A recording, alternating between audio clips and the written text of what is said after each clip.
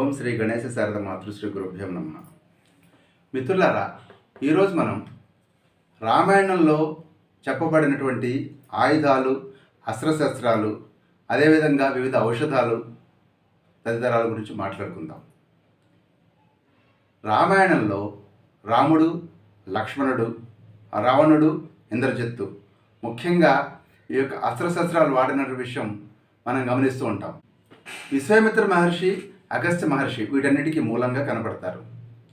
విశ్వామిత్ర మహర్షి యజ్ఞం అనే మిషతో రాముడిని తనతో పంపించమంటూ దశరథ మహారాజుని అడుగుతాడు. అప్పుడు దశరథ మహారాజు ముక్కుపచ్చలైనటువంటి పసిబాలుడు ఎట్లా పంపిస్తాను స్వామి, మీరు కనికరించండి, కావాలంటే నేను వస్తాను, అంతేగాని పిల్లవాడిని పంపించలేను అని చెప్పని ప్రాధేయపడతాడు.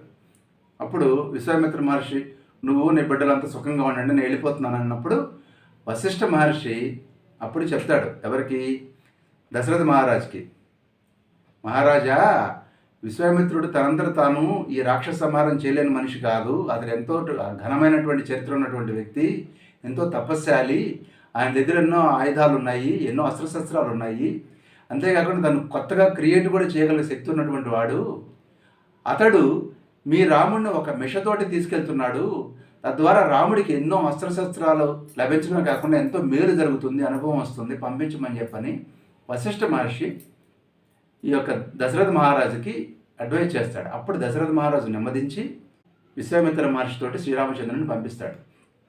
అప్పుడు ఎండ కన్నెరిగినటువంటి ముక్కుపచ్చలారని బాలకులు రామలక్ష్మణులు వాళ్ళందరూ కూడా విశ్వామిత్ర మహర్షిని అనుసరించి వెనకాలే నడుచుకుంటూ వెళ్తున్నారు. అప్పుడు వాళ్ళని చూసినప్పుడు ఆయనకి ఎంతో ప్రేమ కలిగింది, వాత్సల్యం పొంగిపొర్లింది. రాజకుమారులు రమ్మనగానే నాతోటి వాళ్ళ తండ్రి ఆజ్ఞం పాలించి వస్తున్నారు అనేటువంటి ఆనందంతో వాళ్ళకి బల అతి బల అనేటువంటి విద్యను నేర్పిస్తాడు విశ్వామిత్రుడు మొదట్లో. ఆ బల అతి బల విద్యల వలన వాళ్ళకి జ్వరం రాదు, వాళ్ళు నిద్రపోతున్నా కూడా వాళ్ళ శత్రువులు వాళ్ళని ఏం చేయలేరు, అలసట ఉండదు, ఆకలి దప్పులు ఉండవు.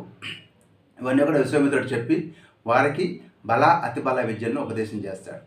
ఆ తర్వాత దారిలో ఒక వనంలోకి ప్రవేశిస్తారు. వాళ్ళు ప్రవేశించినప్పుడు తాటకి అనేటువంటి రాక్షసి ఒక్కసారిగా వీళ్ళ మీదకి దాడి చేసే ప్రయత్నం చేస్తుంది. ఆ సందర్భంలో విశ్వామిత్రుడు వెంటనే ఆ తాటకను సంహరించమని చెప్పి శ్రీరామచంద్రమూర్తిని ఆదేశిస్తాడు.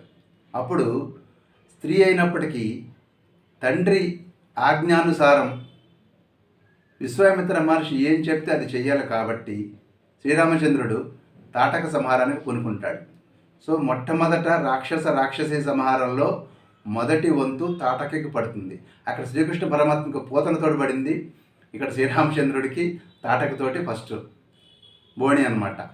ఆ విధంగా జరిగిన సందర్భంలో శ్రీరామచంద్రుడు శబ్దవేది విద్య ద్వారా తాటక ఉన్నటువంటి ఆనుపానులు తెలుసుకొని బాణప్రయోగం చేసి ఆమెను సంహరిస్తాడు. ఈ విధంగా జరిగిన తర్వాత అప్పుడు విశ్వామిత్ర మహర్షి సంతోషంతో, నేను నీకు అత్యుత్తమమైనటువంటి నా అస్త్ర సంపదనంతా కూడా నీకు ఇస్తాను, స్వీకరించు అంటాడు. అసుర గంధర్వులు ఎవరైనా కానీ, కిన్నెర కింపురుషులు, యక్షులు ఎవరైనా కానీ నిన్ను ఎదిరించలేరు ఈ దివ్యాస్త్రాస్త్రాల మహిమతోటి, ఈ దివ్య శస్త్రాస్త్రాల మహిమతోటి అని చెప్పనేసేసి ఆయన శ్రీరామచంద్రుని కూర్చోబెట్టి ఒక్కొక్క అస్త్రాన్ని ఉపదేశం చేస్తాడు. ఆ అస్త్రాల యొక్క లిస్టు చదివితే మనకు ఆశ్చర్యం కలుగుతుంది. ఏంటి, శ్రీరామచంద్రుడి దగ్గర ఇన్ని అస్త్రాలు ఉన్నాయా, ఇవన్నీ వాడాడా, కొన్నే వాడాడా అని ఆశ్చర్యం కలుగుతుంది. మీకు ఆ లిస్టు చెప్పడానికి నేను ప్రయత్నం చేస్తాను. ఫస్ట్ ఆయన ఏం చెప్తాడంటే, రామచంద్ర, ధర్మచక్ర, కాలచక్ర, విష్ణు చక్రాలు అనేటువంటి అత్యుత్తమమైనటువంటి ఇంద్రాస్త్రాలు ఇవన్నీ కూడాను, ఇవన్నీ తీసుకో. అలాగే వజ్రాస్త్రం, అలాగే శివుడు ప్రయోగించే శూలాన్ని ఇస్తున్నాను, తీసుకో. అలాగే బ్రహ్మశిరోనామకాస్త్రాన్ని ఇస్తున్నాను, ఐషికాస్త్రాన్ని ఇస్తున్నాను, అలాగే అత్యుత్తమమైనది, అద్భుతమైనది, బ్రహ్మ నిర్మితమైనటువంటి బ్రహ్మాస్త్రాన్ని కూడా నీకు ఇస్తున్నాను రామా, దీంతో నువ్వు అద్భుతాలు చేయగలుగుతావు అని చెప్పాడు. అక్కడ ఆగాడ విశ్వామిత్రుడు, మోదకి సికిరి అనేటువంటి 2 గదలను ఇస్తున్నాను, ఇవి ప్రజ్వరులే అగ్నిలాగా ప్రకాశిస్తూ ఉంటాయి. అదేవిధంగా శుష్కము, ఆర్ద్రం అనేటువంటి 2 పిడుగులు, పైనాకాస్త్రం, అలాగే నారాయణాస్త్రం, ఆ నారాయణాస్త్రాన్ని కూడా ఈ విశ్వామిత్ర మహర్షి శ్రీరామచంద్రుడికి అప్పచెప్తాడు. అదేవిధంగా రామ, శిఖర అనేటువంటి ఒక అస్త్రం ఉంది, ఇది అగ్నిదేవుడికి చాలా ప్రీతపాత్రమైనది, అదే శిఖర అనే అస్త్రమే ఆగ్నేయాస్త్రంగా పిలువబడుతుంది. దీన్ని రాముడు వాడాడు. అదేవిధంగా ప్రధన అనేటువంటి వాయువ్య అస్త్రాన్ని కూడా ఈ యొక్క విశ్వామిత్ర మహర్షి రాముడికి ఉపదేశం చేశాడు. అంతేకాకుండా హయశిరస్సు, క్రౌంచాస్త్రము అనే 2 శక్తులను కూడా శ్రీరామచంద్రుడికి ఇవ్వడం జరుగుతుంది. అలాగే రాక్షసులు ధరించేటువంటి కంకాళము, కపాలము, కంకణము అనేటువంటి ముసలాలు ఉంటాయి, అవి కూడా నీకు ఇస్తున్నాను రామ అన్నాడు. అంతేకాకుండా వైద్యాధారం అనేటువంటి మహా అస్త్రాన్ని, నందనము అనేటువంటి ఖడ్గాలను కూడా శ్రీరామచంద్రుడికి ఇచ్చాడు. మీకు ఒక విషయం చెప్పాలి ఇక్కడే. భవిష్యత్తులో అగస్త్య మహర్షి వీటికి కాంపెన్సేట్ చేస్తూ ఫర్దర్గా విష్ణు ధనుస్సును, అక్షయ తూణేరాలని, మరో 2 ఖడ్గాలని అగస్త్య మహర్షి ఇస్తాడు. ఈ విధంగా రాముణ్ణి పూర్తి ఆయుధ సంపత్తితో ఉండే విధంగా ఈ మహర్షులు తయారు చేశారనేది మనకు స్పష్టంగా కనపడుతుంది. సరే, మళ్ళీ కథలోకి వస్తే విశ్వామిత్ర మహర్షి ఇంతేకాకుండా మరెన్నో అస్త్రాలను ఇస్తున్నాను రామ, భృశాసుని పుత్రులైనటువంటి అస్త్రాలు ఉన్నాయి, అవన్నీ కూడా నీ దగ్గర ఉండటం వల్ల చాలా గొప్ప శక్తి కలిగినటువంటివి, ఇవి కామరూపంలో నిన్ను ఎప్పుడు కూడా అనుసరించి ఉంటాయి అని చెప్తూ సత్యవంతము, సత్యకీర్తి, దృష్టము, రభసము, ప్రతిహారతరము, పరాంగుఖము, అవాంగుఖము, లక్షాక్షము, విషమము, దృఢనాభము, సునాభము, దశాక్షము, అలాగే శతనక్త్రము, దశశీర్షము, శతోదరము, పద్మనాభము, మహానాభము, దుందునాభము, సునాభము, జోగిషము, కృశనము, నైరాస్యము, విమలము, యోగంధరము, హరిద్రము, దైత్యము, ప్రశమనము, సార్చిర్మాలి, ధృతి, మాలి, వృత్తిమంతము, రుచిరము, పితృసోమనసము, విధూతము, మకరము, కరవీరకరము, ధనము, ధాన్యము, కామరూపము, కామరుచి, మోహము, ఆవరణము, జృంభకము, సర్వనాభము, సంతానము, వరణము అనేటువంటి అస్త్రాలను కూడా ఈ విధంగా విశ్వామిత్ర మహర్షి శ్రీరాముడికి ఉపదేశం చేశాడు. ఇన్ని వస్త్రాలు ఉపదేశం చేసినప్పుడు శ్రీరామచంద్రుడు చాలా సంతోషంతో, మహర్షి అస్త్రాలను నాకు ఉపదేశం చేశారు, చాలా సంతోషం, వాటి ఉపసంహారం కూడా నాకు తెలియజేయండి అని చెప్పి అడిగాడు. ఒక కామన్ సెన్సు, సివిక్ సెన్సు, ఒక రెస్పాన్సిబిలిటీ ఉన్నటువంటి వ్యక్తిగా శ్రీరామచంద్రుడు ఇక్కడ కనపడతాడు క్లియర్గా. అస్త్రాలు ఇవ్వగానే సంతోషం పడపోలేదు ఆయన, వీటిని ఉపసంహరించడం కూడా నాకు నేర్పండి అని చెప్పినప్పుడు ఆయన ఉపసంహార మంత్రాలు కూడా ఉపదేశం చేశారు. ఈ విధంగా రామలక్ష్మణులు అత్యుత్తమైనటువంటి అస్త్రాల్లోని సంపదను సమీకరించుకొని భవిష్యత్తులో జరగబోయేటువంటి దుష్ట శిక్షణ కోసం సన్నద్ధమయ్యారు. ఆ సందర్భంలో ఇక్కడ మరొక విషయం చెప్పాలి. రాముడు ఈ యొక్క అస్త్రశస్త్రాల ఉపదేశం తీసుకున్న వెంటనే ఫస్ట్ ట్రైల్ వేశాడు. ఎక్కడ వేసాడంటే విశ్వామిత్ర మహర్షి యజ్ఞ ప్రాంతంలో 6 రాత్రుళ్ళు 6 పగళ్ళు రామలక్ష్మణులు ఇద్దరు కూడా కలిసి అక్కడ నిరంతరం కూడా నిద్రపోకుండా కాపలా కాస్తూ ఉన్నారు. ఆ సందర్భంలో మారీచ స్వభావాలైనటువంటి ఇద్దరు రాక్షసులు కూడా అక్కడికి వచ్చి అంతా రక్తమయంగా చేసిన సందర్భంలో ఈ యొక్క శ్రీరామచంద్రుడు ఆగ్నేయాస్త్రంతో సుబాహుడిని అక్కడికక్కడే చంపేస్తాడు. చంపేసిన తర్వాత మారీచుడిని, ఇందాక మనం చెప్పుకున్నాం కదా, మానవాస్త్రం అనేటువంటి ఒకటి ఉంది, అది మోహం కలిగింపజేసేటువంటి అస్త్రం అనమాట. ఆ గాంధర్వ మానవాస్త్రంతో శ్రీరామచంద్రుడు ఈ యొక్క మారీచుడిని 100 యోజనాల దూరంలో పడేట్టు కొడతాడు. కొట్టిన తర్వాత అంటాడు లక్ష్మణుడితోటి, లక్ష్మణ, ఈ అస్త్రాన్ని మనం అప్రిషియేట్ చేయాలి, ప్రశంసించాలి. ఎందుకంటే ఈ అస్త్రం మనిషిని చంపదు, స్పృహ కోల్పోయేలా చేస్తుంది, నిద్రొచ్చేలా చేస్తుంది, కానీ మనిషిని చంపదు, చాలా గొప్ప విషయము అని రాముడు లక్ష్మణుడితో అంటాడు.